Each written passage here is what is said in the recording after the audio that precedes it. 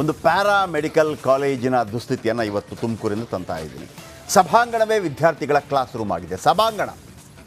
ಸಭಾಂಗಣ ವಿದ್ಯಾರ್ಥಿಗಳ class room. College ಇಲ್ಲದೆ ಪಾಪ ಪ್ಯಾರಾಮೆಡಿಕಲ್ ಸ್ಟೂಡೆಂಟ್ಸ್ ಪರದಾಟ. ಜಿಲ್ಲಾಸ್ಪತ್ರೆಯ ಆಡಿಟೋರಿಯಂನಲ್ಲೇ ಊಟ ಪಾಠ. ಎಷ್ಟೆಲ್ಲ ಖರ್ಚು ಮಾಡ್ತೀವಿ, ಎಷ್ಟೆಲ್ಲ ದುಡ್ಡು ಎತ್ತಿಟ್ಟಿರ್ತೀವಿ, ಎಲ್ಲದಕ್ಕೂ ಇರುತ್ತೆ. ಒಂದು ಪ್ಯಾರಾಮೆಡಿಕಲ್ ಅವರಿಗೆ ಒಂದು ಸಭಾಂಗಣದಲ್ಲಿ, ಯಾಕಂತಂದರೆ ಅವತ್ತು ಕೊರೋನಾ ಬಂದಾಗ ಎಷ್ಟು ಬೆಡ್ಡು ಆಸ್ಪತ್ರೆ, ಆ ಆಸ್ಪತ್ರೆಗಳೆಲ್ಲ ಎಲ್ಲೋಯ್ತು ಯಾರಿಗೂ ಗೊತ್ತಿಲ್ಲ. ತಿಂದರು ಉಂಡ್ರು ಹೋದರು. ಇಲ್ಲಿ ನೋಡಿ ಪಾಪ ಈ ಪ್ಯಾರಾಮೆಡಿಕಲ್ ಸ್ಟೂಡೆಂಟ್ಸು ಅವ್ರಿಗೊಂದು ಕ್ಲಾಸ್ ರೂಮ್ ಇಲ್ಲ, ಆಡಿಟೋರಿಯಂನಲ್ಲೇ ಪಾಠ ಮಾಡ್ತಾಯಿದ್ದಾರೆ. ಓಕೆ, ಏನೂ ಇಲ್ಲದೆ ಇದ್ದಾಗ ಒಂದು ದಿವಸ 2 ದಿವಸ ಓಕೆ, ಆದರೆ ಅದರ ಬಗ್ಗೆ ಕೇರೇ ಮಾಡ್ತಾ ಇಲ್ಲ ಅಂತಂದರೆ ಬಿಡ್ತೀವ? ಬನ್ನಿ. ಆ ಜಿಲ್ಲೆಯಲ್ಲಿ ಇರೋದು ಪ್ರಭಾವಿ ಮಂತ್ರಿಗಳು. ಒಬ್ಬೊಬ್ಬೊಬ್ಬ ಮಂತ್ರಿಗಳು ಅಂತಂದರೆ ತುಮಕೂರಲ್ಲಿ ಯಾರು ಹೇಳಿ? ಒಂದು ಪರಮೇಶ್ವರ್, ನೆಕ್ಸ್ಟು ಮುಖ್ಯಮಂತ್ರಿ ಪಟ್ಟಕ್ಕೆ ರೇಸಲ್ಲಿದ್ದಾರೆ. ಆಮೇಲೆ ಬಾಯಿ ತೆಗೆದ್ರೆ ಸಾಕು ಏನ್ರಿ ಅಂತ ಕೇಳುವಂಥ ನಮ್ಮ ರಾಜಣ್ಣ, ಆಯಿತಾ? ಮತ್ತೊಂದು ಕಡೆ MP ಯಾರು ಹೇಳಿ? ನಮ್ಮ ಸೋಮಣ್ಣ. ಅನ್ಯಾಯ ಅಂತ ಹೇಳಿದ್ರು MP ಆಗ್ಬಿಟ್ರು. ಆಮೇಲೆ 1-2 ಬೇಕಾದ ಜನ ಇದ್ದಾರೆ ಅಲ್ಲಿ.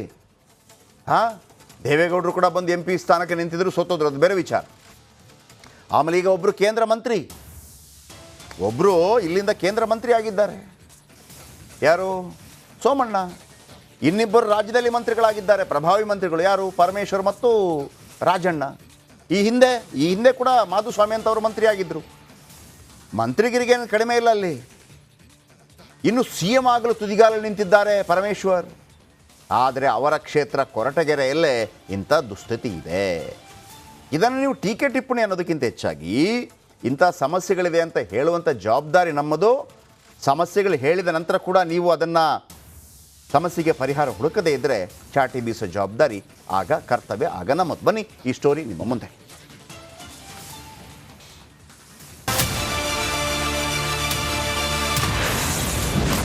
ಸಚಿವರೇ ಶೇಮ್.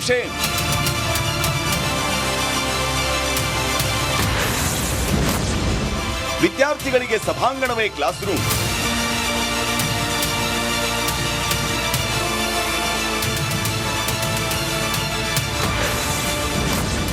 ಆಡಿಟೋರಿಯಂನಲ್ಲೇ ಊಟ ಪಾಠ.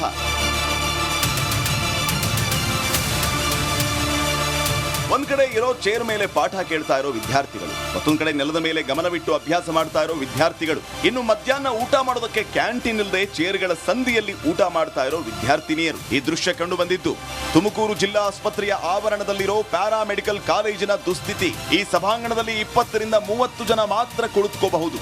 ಆದ್ರೆ 420 ಪ್ಯಾರಾಮೆಡಿಕಲ್ ವಿದ್ಯಾರ್ಥಿಗಳು ಇಲ್ಲಿ ಕುಳಿತು ಪಾಠ ಕೇಳ್ತಾ ಇದ್ದಾರೆ.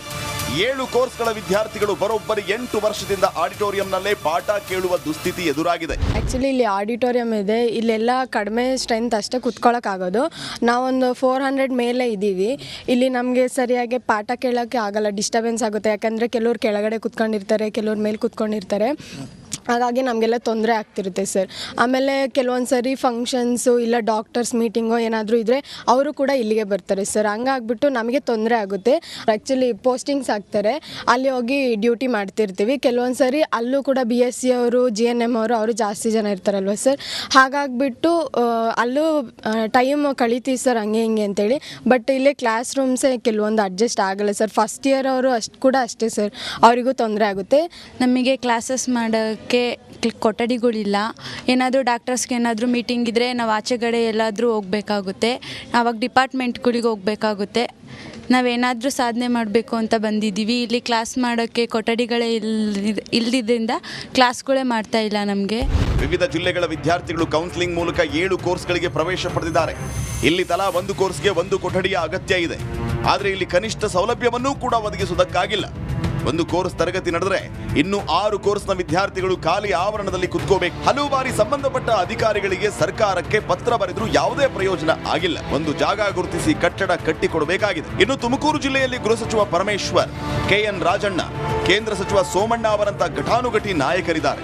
ಮಾತೆತ್ತಿದರೆ ತುಮಕೂರನ್ನ 2ನೇ ಬೆಂಗಳೂರು ಮಾಡ್ತೀನಿ, ಗ್ರೇಟರ್ ತುಮಕೂರು ಮಾಡ್ತೀನಿ ಪುಂಗೋದಕ್ಕಷ್ಟೇ ಸೀಮಿತವಾಗಿದೆ. ಕೂಡಲೇ ಸಂಬಂಧಪಟ್ಟವರು ಎಚ್ಚೆತ್ತುಕೊಂಡು ವಿದ್ಯಾರ್ಥಿಗಳಿಗೆ ಕಟ್ಟಡದ ವ್ಯವಸ್ಥೆ ಮಾಡಬೇಕಾಗಿದೆ.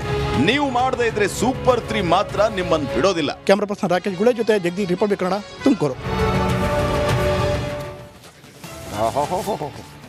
ಯಾರು? ಎಲ್ಲ ಗ್ರೇಟರ್ಗಳು, ಗ್ರೇಟರ್ ಬೆಂಗಳೂರು. ಯಾರಲ್ಲಿ? ಸೋಮಣ್ಣ ಸಂಸದರು ಮತ್ತು ಕೇಂದ್ರ ಸಚಿವರು. 2 ಬಾರಿ ಸೋತಿದ್ರು ಅವರು. ಎಲ್ಲಿ? ಒಂದು ವರುಣದಲ್ಲಿ, ಇನ್ನೊಂದು ಚಾಮರಾಜನಗರದಲ್ಲಿ.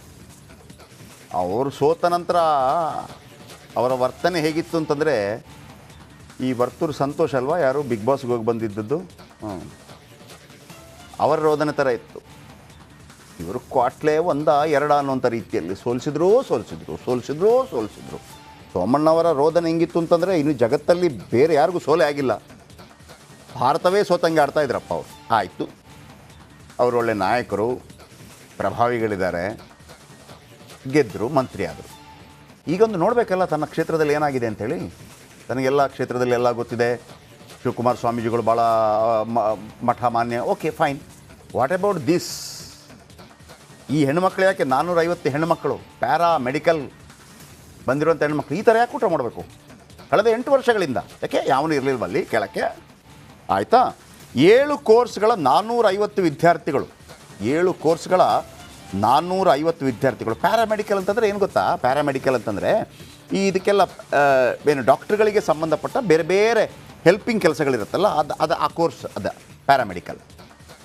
ನರ್ಸ್ಗಳಾಗ್ಬೋದು, ಮತ್ತೊಂದು ಆಗ್ಬೋದು, ಅದೂ ಬರಲ್ಲ. ಸಣ್ಣ ಪುಟ್ಟ ಈ ಆಸ್ಪತ್ರೆಗಳಲ್ಲಿ ಎಲ್ಲ ಹೆಲ್ಪಿಂಗ್ ಕೆಲಸಗಳಿರುತ್ತಲ್ಲ, ಅದೆಲ್ಲ ಇವರು ಮಾಡ್ತಾರೆ. ಅಲ್ಲಿ ಇರೋದೇ 25ರಿಂದ 50, 450 ಮಕ್ಕಳೇನೇ ಇದ್ದಾರೆ ಅಂತ. ಅದು ಬೇರೆ ಬೇರೆ ಇದರಲ್ಲಿ 7 ಕೋರ್ಸ್ ಇದೆ, 450 ವಿದ್ಯಾರ್ಥಿಗಳಿದ್ದಾರೆ. 450 ಡಿವೈಡೆಡ್ ಬೈ 7 ಅಂತಂದರೂ ಕೂಡ ನೋಡಿ, ಈ ಥರ ಅಲ್ಲಿ ಇಲ್ಲಿ ಕೂತ್ಕೊಂಡು ಅಡ್ಜಸ್ಟ್ ಮಾಡ್ತಾ ಇದ್ದಾರೆ ಸಭಾಂಗಣದಲ್ಲಿ. ನೆಲದ ಮೇಲೆ ಪಾಠ ಕೇಳಬೇಕು ಕೂತ್ಕೊಂಡು. ನೋಡಿ ಹೆಂಗೆ ಕೂತಿದ್ದಾರೆ ಮಕ್ಕಳು. ಯಾಕೆ ಕೂತ್ಕೋಬೇಕು? ಏಕೆ ಪುಕ್ಷಟೆ ಮಾಡ್ತಾಯಿದ್ರೆ ನೀವು? ಇಲ್ಲ ಅಲ್ವಾ, ಜವಾಬ್ದಾರಿ ಅಲ್ವಾ? ಸಭಾಂಗಣದಲ್ಲಿ ಮೀಟಿಂಗ್ ಇದ್ದರೆ ಇದು ಮಜಾ ಇದೆ ನೋಡಿ. ಸಭಾಂಗಣದಲ್ಲಿ ಮೀಟಿಂಗ್ ಇದೆ, ಏನೋ ಕಾರ್ಯಕ್ರಮ, ಅವತ್ತು ರಜೆ. ಡಿಪ್ಲೊಮಾ ಇನ್ ನೋಡಿ ಯಾರೆಲ್ಲ ಮಾಡ್ತಾರೆ, diploma in medical laboratory technology. ಈ ಮೆಡಿಕಲಲ್ಲಿ ನೀವು ರಕ್ತ ಪರೀಕ್ಷೆ ಮತ್ತೊಂದು ಪರೀಕ್ಷೆಗೆಲ್ಲ ಹೋಗ್ತಿರಲ್ವ, ಅದು ಕಲಿಯುವಂಥವರು. Diploma in health inspector. Health inspector, main health inspector ಇರೋದಿಲ್ಲ, ಒಂದು ಡಿಪ್ಲೊಮಾ ಅದರಲ್ಲಿ. Diploma in medical X-ray technology, ಈ ಎಕ್ಸ್ರೇ ಹೆಂಗೆ ತೆಗೆಯೋದು ಅಂತ ಕಲಿಯೋರು. Diploma in operation theatre technology. Operation theatre ಇರುತ್ತಲ್ಲ, ಅಲ್ಲಿ ಕೆಲವೆಲ್ಲ ಇರ್ತದೆ, ಅದನ್ನೆಲ್ಲ ಮೇಂಟೈನ್ ಮಾಡೋರು. ಆಮೇಲೆ diploma in medical record technology. ಆ ಮೆಡಿಕಲ್ ರೆಕಾರ್ಡನ್ನು ಹೆಂಗೆ ಇಟ್ಕೊಳ್ಳೋದು ಎಲ್ಲ ಇರುತ್ತೆ. ಒಬ್ಬ ಬಂದರೆ ಒಂದೊಂದು ನಂಬರ್ ಹಾಕಿದರೆ, ನೀವು 2023ರಲ್ಲಿ ಬಂದಿದ್ರಿ, 2012ರಲ್ಲಿ ಬಂದಿದ್ರಿ, ಅದನ್ನು ಮಾಡೋರು. Diploma in ಆಪ್ತಾಲ್ಮಿಕ್ technology. ಆಪ್ತಾಲ್ಮಿಕ್ ಅಂತಂದರೆ ಕಣ್ಣಿಗೆ ಸಂಬಂಧಪಟ್ಟದ್ದು, ಆಪ್ತಾಲಜಿ ಅಂತಂದರೆ ಕಣ್ಣಿಗೆ ಸಂಬಂಧಪಟ್ಟದ್ದು. ಅದಕ್ಕೆ ಡಿಪ್ಲೊಮಾ ಇನ್ ಡಯಾಲಿಸಿಸ್ ಟೆಕ್ನಾಲಜಿ, ಈ ಕಿಡ್ನಿ ಡಯಾಲಿಸಿಸ್ ಮಾಡುವಂಥದ್ದು. ಇದೆಲ್ಲ ಡಾಕ್ಟ್ರುಗಳಲ್ಲ, ಡಾಕ್ಟ್ರಿಗೆ ಸಂಬಂಧಪಟ್ಟ ಹೆಲ್ಪಿಂಗ್. ನೋಡಿ ಇದೆಲ್ಲ ಇದೆ, ಹೆಲ್ಪಿಂಗ್ ಮಾಡುವಂಥವ್ರು. ಈಗ ನೀವು ನರ್ಸಿಂಗ್ ಅಂದರೆ BSc ನರ್ಸಿಂಗ್ ಅಂತ ಇರುತ್ತೆ, ಅದು ಸ್ವಲ್ಪ ಒಂಥರ ಡಾಕ್ಟ್ರ್ ಥರನೇ ಅದು. BSc ನರ್ಸಿಂಗ್ ಹೆಂಗೆ BSc ನರ್ಸಿಂಗ್ ಅಂತ ಅದಿಲ್ಲ. BSc ನರ್ಸಿಂಗ್ ಅಂತಂದರೆ ಹೆಂಗೆ ಅಂತಂದರೆ, ಈಗ ಆಪ್ರೇಷನ್ ಮಾಡ್ತಿರ್ತಾರೆ, ನೀವು ಯಾವತ್ತಾದ್ರೂ ಅಂದ್ಕೊಂಡಿದ್ದೀರಾ ಒಂದು ಆಪ್ರೇಷನ್ ಥಿಯೇಟರ್ ಇರುತ್ತೆ ಅಂತ ಇಟ್ಕೊಳ್ಳಿ, ಡಾಕ್ಟ್ರ್ ಹಿಂಗೆ ಆಪ್ರೇಷನ್ ಮಾಡ್ತಾ ಇರ್ತಾರೆ, ಅವ್ರು ಹಿಂಗೆ ಕೇಳ್ತಾರೆ ಅಷ್ಟೇ, ಕೈ ಹಿಂಗೆ ಇಡ್ತಾರೆ ಅಷ್ಟೇ. ಆಗ ಯಾವುದು ಕೊಡಬೇಕು ಅಂತ ಗೊತ್ತಿರೋದು ಆ BSc ನರ್ಸಿಂಗ್ ಇದ್ದವ್ರಿಗೆ. ಅರ್ಥ ಆಯ್ತಾ?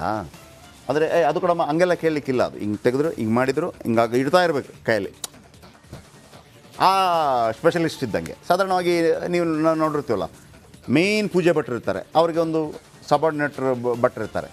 ಇವರು ಪೂಜೆ ಮಾಡ್ತಾರೆ ಇಲ್ಲ ಅಂತಲ್ಲ, ಆದರೆ ಮೇಯ್ನ್ ಭಟ್ರು ಅವರೇ. ಅವ್ರು ಯಾವುದೊಂದು ಕೇಳಿದ ತಕ್ಷಣ ಆ ಆರತಿ ಯಾವುದು ಕೊಡಬೇಕು ಅಂತ ಅವ್ರಿಗೆ ಗೊತ್ತಿರ್ತದೆ, ಅದು ಕೊಡು ಇದು ಕೊಡು ಅಂತ ಕೇಳೋದಿಲ್ಲ. ಅದೇ ಥರ ಒಂದು ಉದಾಹರಣೆ ಹೇಳಿದೆ ನಾನು ಅಷ್ಟೇ. BSc ನರ್ಸಿಂಗು, ಆಮೇಲೆ ನರ್ಸಿಂಗು ಅದು ಸ್ವಲ್ಪ ಅವರಿಗೆ ಆಪ್ರೇಷನ್ ಥಿಯೇಟ್ರಿಗೆಲ್ಲ ಅವಕಾಶ ಇರೋದಿಲ್ಲ. ಆಪ್ರೇಷನ್ ಥಿಯೇಟ್ರಿಗೂ ಇವರೆಲ್ಲ ಯಾರು ಅಂತಂದರೆ ಆಪ್ರೇಷನ್ ಥಿಯೇಟ್ರಿಗೆ ಇರುತ್ತೆ.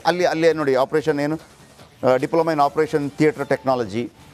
ಇದನ್ನು ಮೇಲಕ್ಕೆ ಹೆಂಗೆ ಮಾಡಬೇಕು, ಕೆಳಗೆ ಹೆಂಗೆ ಮಾಡಬೇಕು, ಅಲ್ಲಿ ಲೈಟಿಂಗ್ಸ್ ಹೆಂಗಿರಬೇಕು, ಆಮೇಲೆ ಏನು ಶ್ವಾಸಕೋಶಕ್ಕೆ ಇಡುವಂಥ, ಮೂಗಿಗಿಡುವಂಥ ಇದೆಲ್ಲ ವ್ಯವಸ್ಥೆ ಮಾಡಿಡೋದು. Diploma in medical laboratory technology ನಾನು ಹೇಳಿದ್ನಲ್ವ, ಇದಕ್ಕೆ ಸ್ವಂತ ಲ್ಯಾಬೊರೇಟರಿ ಇಟ್ಕೋಬೋದು. ಹಾಗೆ ಒಂದು ಸಣ್ಣ ಪುಟ್ಟ ಏನೋ ಮಾಡಿಕೊಂಡು ಜೀವನ ಸಾಧಿಸೋದಕ್ಕೆ ಬಂದಿರುವಂಥ ಮಕ್ಕಳು. ಒನ್ಸ್ ಅಗೇನ್ MP MLA ಮಕ್ಕಳಲ್ಲ, ಶ್ರೀಮಂತರ ಮಕ್ಕಳಲ್ಲ, ಅಂಬಾನಿ ಟಾಟಾ ಮಕ್ಕಳಲ್ಲ, ಎಲ್ಲವೂ ಕೂಡ ಬಡ ಮಕ್ಕಳು. ಈ ಥರ ಕೂತು ನಿಂತಿರುವಂಥದ್ದು. ಬಡ ಶ್ರೀಮಂತ ಮಕ್ಕಳಾಗಿದ್ದಿದ್ರೆ ಒಂದು ಪ್ರೊಟೆಸ್ಟ್ ಮಾಡಿಸ್ಬಿಟ್ಟು, ಗಲಾಟೆ ಮಾಡಿಸ್ಬಿಟ್ಟು, ಅಪ್ಪನಿಗೆ ಹೇಳಿಸ್ಬಿಟ್ಟು ಎಲ್ಲ ಮಾಡ್ತಿದ್ರು. ಸಂಬಂಧಪಟ್ಟವ್ರು ಯಾರ್ಯಾರು 8 ವರ್ಷಗಳಿಂದ ಸಂಬಳ ವಾಪಸ್ ಕೊಡಿ, 8 ವರ್ಷ ಸಂಬಳ ವಾಪಸ್ ಕೊಡ್ರಿ. ನೀವು ಕೆಲಸ ಮಾಡಿಲ್ಲ ಅಂತಂದರೆ ಡಾಕ್ಟರ್ ತ್ರಿವೇಣಿ, ನಿರ್ದೇಶಕರು, ಆರೋಗ್ಯ ಕುಟುಂಬ ಕಲ್ಯಾಣ ಇಲಾಖೆ ನಿರ್ದೇಶಕರು ಡಾಕ್ಟರ್ ತ್ರಿವೇಣಿ. ಇದ್ಯಾರು? ಆರೋಗ್ಯ ಕುಟುಂಬ ಕಲ್ಯಾಣ ಇಲಾಖೆ ಡೈರೆಕ್ಟರ್. ಗೌರ್ಮೆಂಟ್ಗೆ ಬರುತ್ತೆ ಇದು. ಅಸ್ಗರ್ ಬೇಗ್ ಪ್ರಾಂಶುಪಾಲರು, ಜಿಲ್ಲಾಸ್ಪತ್ರೆ ಸರ್ಜನ್, ಜಿಲ್ಲಾಸ್ಪತ್ರೆ ಸರ್ಜನ್ ಕೂಡ ಇವರೇ. ಅಸ್ಗರ್ ಬೇಗ್ ಇಲ್ಲಿಯ ಪ್ರಾಂಶುಪಾಲರು ಇವರೇ. ಶುಭ ಕಲ್ಯಾಣ್ ತುಮಕೂರು ಜಿಲ್ಲಾಧಿಕಾರಿಗಳು, ನಿಮ್ಮ ಗಮನಕ್ಕೆ ಮೇಡಮ್, ಹಿಂಗಾಗ್ತಾ ಇದೆ ಕಳೆದ 8 ವರ್ಷಗಳಿಂದ. ಯಾಕೆ ನೋಡಿ, ಆ ಮಿಡ್ಲಲ್ಲಿ ಕೂತ್ಕೊಂಡು ಚಕ್ಕಳ ಮಕ್ಕಳಾಗಿ ಕೂತ್ಕೊಂಡು 8 ವರ್ಷದಿಂದ ಇದೇ ಥರ ತಿನ್ನಬೇಕಾ? ಯಾಕೆ ಒಂದು ಘನತೆಯಿಂದ ತಿನ್ನಬಾರ್ದಾ? ಒಂದು ಘನತೆಯಿಂದ ಪಾಠ ಕೇಳಬಾರ್ದಾ? ಕೇಳಬೇಕು ತಾನೇ, ಅದಕ್ಕೆ ಪ್ರಶ್ನೆ ಮಾಡ್ತಾ ಇದ್ದೀವಿ. GB ಜ್ಯೋತಿ ಗಣೇಶ್ ಶಾಸಕರು, ಜ್ಯೋತಿ ಗಣೇಶ್ ಶಾಸಕರೇ 8 ವರ್ಷದಿಂದ ನೀವು ಸೆಕೆಂಡ್ ಟೈಮಾ ಅಲ್ವಾ? ಸೆಕೆಂಡ್ ಟೈಮ್ ಇರಬೇಕು ಇವರು. ಜ್ಯೋತಿ ಗಣೇಶ್ ಬ್ಯಾಕ್ ಟು ಬ್ಯಾಕ್ ಗೆದ್ದು ಬರ್ತಾ ಇದ್ದೀರಿ. ಇದನ್ನು ನೋಡೇ ಇಲ್ವಾ? ಒಮ್ಮೆನೂ ಹೋಗೇ ಇಲ್ವಾ? ಆಮೇಲೆ ಡಾಕ್ಟರ್ G ಪರಮೇಶ್ವರ್ ಜಿಲ್ಲಾ ಉಸ್ತುವಾರಿ ಸಚಿವರು. ಡಾಕ್ಟರ್ G ಪರಮೇಶ್ವರ್ ಅವರ ಒಂದು ದಲಿತ ಸಮುದಾಯಕ್ಕೆ ಸೇರಿದವರು. ಆದರೆ ದಲಿತ ಸಮುದಾಯ ಏನು ಫೇಸ್ ಮಾಡಿದೆಯೋ ನಿಜವಾದ ಪ್ರಾಬ್ಲಮ್ ಅಂಥದ್ದನ್ನೆಲ್ಲ ಇವರು ಫೇಸ್ ಮಾಡಿಲ್ಲ, ನನಗೆ ಗೊತ್ತಿದೆ. ಇವರೆಲ್ಲ ಒಂಥರ ಹೈಟೆಕ್.